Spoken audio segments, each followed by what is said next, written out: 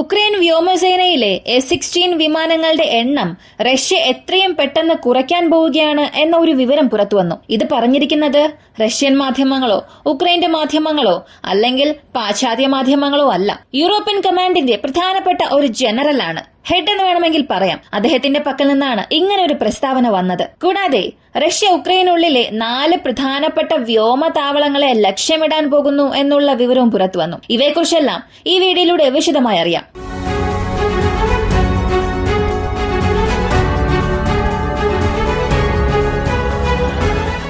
Army general Christopher Jolly, ഇദ്ദേഹം European കമാൻഡിന്റെ ജനറലാണ്. ഇദ്ദേഹം അടുത്തിടെ ഒരു കാര്യം പറഞ്ഞു. ഈ F-16 വിമാനങ്ങളെ സംബന്ധിച്ച് ഉക്രൈനുള്ളിൽ ഇവയെല്ലാം വന്നതിനു ശേഷം റഷ്യക്കെതിരെ ഇവർ ചെയ്യുന്ന പ്രവർത്തനങ്ങൾ വളരെ അധികമായിട്ടുണ്ട്. അതും പ്രധാനമായി F-16 വിമാനങ്ങളെ ഉക്രൈൻ ഇന്റർസെപ്ഷന് വേണ്ടിയാണ് ഉപയോഗിക്കുന്നത്.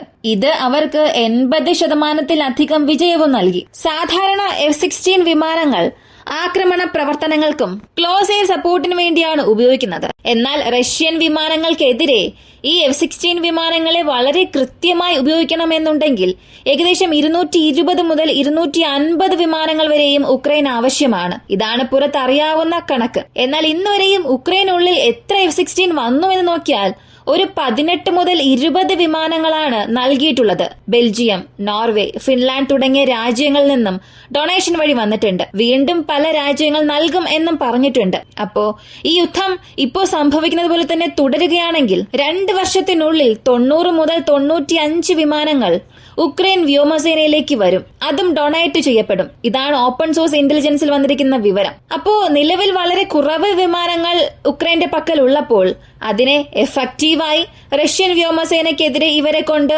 ഉപയോഗിക്കാൻ സാധിക്കുന്നില്ല. കാരണം റഷ്യയെ സംബന്ധിച്ചിടത്തോളം ഉക്രൈനേക്കാളും പല മടങ്ങ് വലിയ ഒരു വ്യോമസേനയുള്ള രാജ്യമാണ്. മറ്റ് രാജ്യങ്ങളുടെ വ്യോമസേനയുമായി നമുക്ക് ഒരുപക്ഷെ ഉക്രൈന്റെ വ്യോമസേനയെ കമ്പയർ ചെയ്യാം. എന്നാൽ ഉക്രൈനുമായി അങ്ങനെ കമ്പയർ ചെയ്യാനേ സാധിക്കില്ല. ഉക്രൈന്റെ പക്കൽ ഇപ്പോഴുള്ള ഒരവസ്ഥ വച്ച് അല്ലെങ്കിൽ യുദ്ധത്തിന് മുൻപുണ്ടായിരുന്ന വ്യോമസേനയുമായി കമ്പയർ ചെയ്താൽ പോലും 10% പോലും ഉക്രൈന്റെ കംപ്ലീറ്റ് എയർഫോഴ്സിനെ കൊണ്ട് റഷ്യൻ വ്യോമസേനയുടെ പക്കൽ അടുക്കാൻ സാധിക്കില്ല. അങ്ങനെയുള്ളപ്പോൾ ഈ യുദ്ധം കാരണമുണ്ടായ നഷ്ടങ്ങൾ, ഇതിനുശേഷം റഷ്യയുടെ ആക്രമണങ്ങൾക്ക് ഇരയായ വിമാനങ്ങൾ, ഇങ്ങനെ ഉക്രൈൻ വ്യോമസേന വീണ്ടും തകർന്നുകൊണ്ടിരുന്നു. വീണ്ടും ഒരു 2-3 F-16 വരെയും ഡൊണേറ്റ് ചെയ്യപ്പെട്ടതിൽ തന്നെ നഷ്ടപ്പെട്ടിട്ടുണ്ട് എന്ന വാർത്തയും പുറത്തു വന്നു. അപ്പോ ഈ F-16 സംബന്ധിച്ച് ഇതുവരെയും ഉക്രൈൻ എങ്ങനെയാണ് റഷ്യക്കെതിരെ ഉപയോഗിച്ചത് എന്ന് നോക്കിയാൽ 100% ഒഫൻസീവ് ഓപ്പറേഷന് വേണ്ടിയല്ല ഉപയോഗിക്കുന്നത്. ചില സമയങ്ങളിൽ അതിനുള്ള ശ്രമങ്ങൾ അവരെടുത്താലും 2 വിമാനങ്ങളെ അങ്ങനെ ഒരു ശ്രമം എടുത്തപ്പോൾ തന്നെ റഷ്യയുടെ എയർ ഡിഫൻസ് സിസ്റ്റം കാരണവും റഷ്യയുടെ Su-57 കാരണവും വെടിവെച്ച് വീഴ്ത്തിയിരുന്നു. ഇനി ഇന്റർസെപ്ഷൻ വേണ്ടി എങ്ങനെയാണ് സക്സസ്ഫുൾ ആയി ഇവർ ഇത് ഉപയോഗിക്കുന്നത് എന്ന് നോക്കിയാൽ ഉക്രൈനെതിരെ റഷ്യ അയക്കുന്ന ഈ KH സീരീസിലുള്ള മിസൈൽസ്, ഷാഹിദ് ഡ്രോൺസ്, ഇവയെല്ലാം തടസ്സപ്പെടുത്തുന്ന പണികളാണ് F-16 ചെയ്യുന്നത്. അതും ഇതിലുള്ള M സീരീസ് വാൽക്കൻ ഗൺ എന്നത് ഡ്രോൺസിനെതിരെയും കൂടുതൽ ഇന്റർസെപ്ഷൻസ് നടത്തിയിട്ടുണ്ട്. റഷ്യൻ ഡ്രോണുകൾക്കെതിരെ ഉക്രൈന്റെ F-16 വിമാനങ്ങൾ 80% വിജയിച്ചിട്ടുണ്ട്. പിന്നെയും എന്തുകൊണ്ട് ഉക്രൈന് F-16 വിമാനങ്ങൾ ഫലപ്രദമായി ഉപയോഗിക്കാൻ കഴിയാത്തത് എന്ന ചോദ്യം വരാം. ഇതിന് കാരണം നോക്കിയാൽ F-16 വിമാനങ്ങൾക്ക് നിരവധി പരിമിതികളുണ്ട്. വിമാനത്തിൽ യാതൊരു ലിമിറ്റേഷൻസും ഇല്ല. എന്നാൽ ഉക്രൈന് നൽകിയിട്ടുള്ള വേരിയന്റ് അല്ലെങ്കിൽ ഉക്രൈൻ നൽകിയിട്ടുള്ള സ്പെസിഫൈഡ് മോഡലിൽ നിരവധി പ്രശ്നങ്ങളുണ്ട്. 1970-കൾക്ക് ശേഷം ലോകത്തിൽ നിർമ്മിച്ചിട്ടുള്ളതിൽ ഏറ്റവും വിജയകരമായ ഒരു വിമാനങ്ങളിൽ ഒന്നാണ് F-16. അതും അമേരിക്കൻ നിർമ്മിച്ചിട്ടുള്ളതിൽ വളരെ വിജയകരമായ ഒരു വിമാനം. പക്ഷെ ഇതിൽ തന്നെ പല വേരിയന്റ് ഉണ്ട്. A, B, C, D, E, F. ഇപ്പൊ ലേറ്റസ്റ്റ് വേരിയന്റ് ആയ വൈപ്പർ. എന്നാൽ ഇതിൽ ഉക്രൈൻ നൽകിയിട്ടുള്ളത് ലേറ്റസ്റ്റ് വേരിയന്റ് ഒന്നും നൽകിയിട്ടില്ല. പ്രീവിയസ് ജനറേഷൻ ആദ്യമായി നിർമ്മിച്ച AB സീരീസ് വിമാനങ്ങൾ മാത്രമാണ് ഇപ്പോൾ വരെയും നൽകിയിട്ടുള്ളത്. ഇതിലുള്ള റഡാറുകളെ കുറിച്ച് നമ്മൾ അറിഞ്ഞിരിക്കണം. ഒരു വിമാനത്തെ സംബന്ധിച്ച് ത്രസ്റ്റ് നൽകാൻ എഞ്ചിൻ എത്രത്തോളം പ്രധാനപ്പെട്ടതാണോ അതിലും പല മടങ്ങ് പ്രധാനപ്പെട്ടതാണ് അതിന്റെ ടാർഗറ്റ്സിനെ ഫൈൻഡ് ചെയ്യാൻ ഉപയോഗിക്കുന്ന റഡാർ. ഇപ്പോൾ നിലവിൽ ആക്റ്റീവായുള്ള ഒരു റഡാർ എന്നത് വളരെ പവർഫുൾ ആയ റഡാർ AESA റഡാർ ആണ്. എന്നാൽ ഉക്രൈനിൽ വന്നിരിക്കുന്ന വിമാനങ്ങളിൽ ഭൂരിഭാഗം വിമാനങ്ങളിലും ഈ AESA റഡാർ ഇല്ല. പകരം APG ഈ ഒരു സീരീസിലുള്ള 66th ഡിവിഷൻ റഡാറാണ് ഇതിൽ ഉപയോഗിച്ചുകൊണ്ടിരിക്കുന്നത്. അതും MSA radar, mechanically scanned radar, ഇതാണ് അതിൽ ഉപയോഗിച്ചിരിക്കുന്നത്. ഇലക്ട്രോണിക്കലി സ്കാൻഡ് റഡാർ അല്ല. ഇത് വളരെ വളരെ വീക്കായ ഒരു റഡാറാണ് ഉപയോഗിക്കുന്നത്. അതും ഇപ്പോഴുള്ള കറന്റ് ജനറേഷനുമായി കമ്പയർ ചെയ്യുമ്പോൾ. വളരെ സിമ്പിളായി പറയണം എന്നുണ്ടെങ്കിൽ ഇന്ന് F-16 latest variant E block F ബ്ലോക്കിനെ മാറ്റി മറ്റ് ജനറേഷൻ എടുത്ത് നോക്കുകയാണെങ്കിൽ അതിനെ കൊണ്ടൊക്കെ മൾട്ടി ഡയമെൻഷണൽ ടാർഗറ്റിനെ കണ്ടെത്താൻ സാധിക്കും, ടാർഗറ്റിനെ ഫൈൻഡ് ചെയ്യാൻ സാധിക്കും. പക്ഷേ യുക്രൈന്റെ പക്കലുള്ള F-16 ഉപയോഗിച്ച് സിംഗിൾ ഡയമെൻഷൻ ടാർഗറ്റ്സിനെ മാത്രമേ ഫൈൻഡ് ചെയ്യാൻ സാധിക്കൂ. മാത്രമല്ല ഇതിനേക്കാൾ വലിയൊരു ബാക്ക്ഡ്രോപ്പ് സംഭവിച്ചത് ഈ ലിങ്ക് 16, അതായത് ഡേറ്റ ലിങ്ക്, ഇതിനെ കട്ട് ചെയ്തിട്ടാണ് ഈ വിമാനങ്ങളെ ഉക്രൈന് അമേരിക്ക നൽകിയത്. ഇത് എത്രത്തോളം ഒരു പ്രശ്നം ഉക്രൈൻ നൽകിയെന്ന് അറിയണ്ടേ. ഉക്രൈനെ കൊണ്ട് ഏതൊരു ലോങ് റേഞ്ച് ഏരിയൽ ടാർഗറ്റ്സിനെയും അവരുടെ പക്കലുള്ള long range air to air missiles ഉപയോഗിച്ച് ന്യൂട്രലൈസ് ചെയ്യാനേ സാധിച്ചില്ല. ഇപ്പൊ പ്രാക്ടിക്കലായി ഒരു സിനാരിയോ ഞാൻ പറയാം. ഒരു 150 കിലോമീറ്റർ അല്ലെങ്കിൽ 200 കിലോമീറ്റർ ദൂരം ചെന്ന് ആക്രമിക്കാൻ കഴിവുള്ള ഒരു മിസൈൽസ് ഉക്രൈന്റെ പക്കലുണ്ടെന്ന് വിചാരിക്കുക.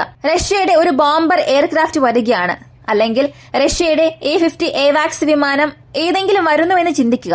ഉക്രൈൻ ശ്രമിച്ചാൽ പോലും അവയെ ന്യൂട്രലൈസ് ചെയ്യാൻ സാധിക്കില്ല. കാരണം അതിനാവശ്യമായ ഡാറ്റ ലിങ്ക് ഉക്രൈന്റെ പക്കൽ നിലവിലുള്ള ഏതൊരു F-16 വിമാനങ്ങളിലും ഇല്ല.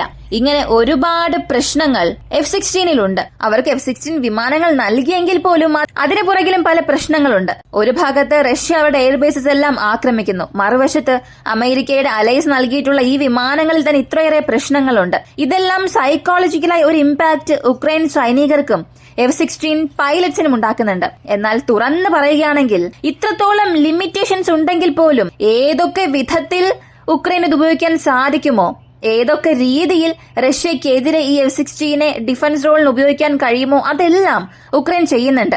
അതിലവർക്ക് വിജയം ലഭിക്കുന്നുണ്ട്. 80% സക്സസ് റേഷ്യോ അല്ലേ ഉള്ളൂ, 20% അവിടെ കുറവല്ലേ എന്നൊരു പക്ഷെ തോന്നാം. എന്നാൽ ഡിഫൻസീവ് പൊസിഷനിൽ ഇത്രത്തോളം ഒരു അഡ്വാൻസ്ഡ് ജെറ്റ് ഒന്നും ഇല്ലാതെ തന്നെ പഴയ കാല ജെറ്റ് ഉപയോഗിച്ച് ഉക്രൈൻ ഇപ്പോഴും ഹോൾഡ് ചെയ്യുന്നുവെന്നുണ്ടെങ്കിൽ അത് വലിയ കാര്യം തന്നെയാണ്.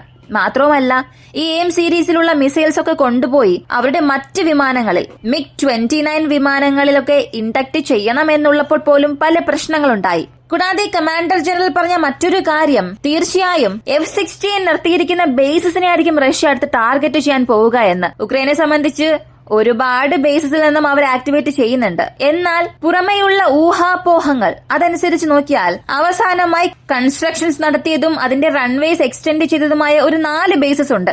അതിൽ ഒന്നാമത്തേത് ചാർക്കോസ്റ്റിൻറ്റീവ് എയർബേസ്, അടുത്തത് പോൾട്ടാവ ഒബ്ലാസ്റ്റിലുള്ള മെഹ്റുഡ് എയർബേസ്, മൂന്നാമതായുള്ളത് സദൺ ഉക്രൈനിൽ അല്ലെങ്കിൽ മെഖലോ റീജിയണിലുള്ള ഓസ്നിസൻസ്ക് എയർബേസ്, നാലാമതായുള്ളത് സെഡോമിർ ഒബ്ലാസ്റ്റിലുള്ള ഒസൻ എയർബേസ്. ഈ 4 ബേസിസിലും റഷ്യ അവരുടെ ആക്രമണങ്ങൾ തുടങ്ങാൻ സാധ്യതയുണ്ട് എന്നാണ് പറയുന്നത്. കാരണം ഇവിടെ ഈ റഷ്യ ഉക്രൈൻ യുദ്ധത്തെക്കുറിച്ചുള്ള കാര്യങ്ങൾ തുടർന്ന് ഫോളോ ചെയ്യുന്ന അത്രയും പേർക്കും ഒരു ചോദ്യം എപ്പോഴും വരാം. ഒരു പക്ഷേ ഉക്രൈന് US-ഉമായി എന്തെങ്കിലും പ്രശ്നം ഉണ്ടായിരുന്നുവെങ്കിൽ US നേരിട്ട് ഉക്രൈന്റെ വ്യോമതാവളങ്ങളിൽ ആക്രമണം നടത്തും.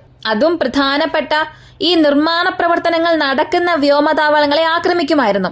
ഈ വിമാനങ്ങളെ ഹൌസിംഗ് ചെയ്യും എന്ന് സംശയമുള്ള എല്ലാ ബേസിസിനെയും ആക്രമിച്ചിരിക്കുമായിരുന്നു. എന്നാൽ ഇന്നുവരെയും റഷ്യ യാതൊരു എയർബേസിനെയും പൂർണ്ണമായി നശിപ്പിച്ചിട്ടില്ല. ചില സ്ഥലങ്ങളിൽ അവരുടെ ഇസ്കാന്ദർ മിസൈൽസ് ഉപയോഗിച്ച് ആക്രമിച്ചാലും പൂർണ്ണമായൊരു നഷ്ടം അവിടെ സംഭവിച്ചിട്ടില്ല. ഒരു 30 അല്ലെങ്കിൽ ഒരു 2 മാസം ആ എയർബേസിന്റെ പ്രവർത്തനങ്ങളെ ഒന്ന് തടസ്സപ്പെടുത്താൻ സാധിക്കും. അതല്ലാതെ പൂർണ്ണമായൊരു നാശം അവിടെ വിതച്ചിട്ടില്ല.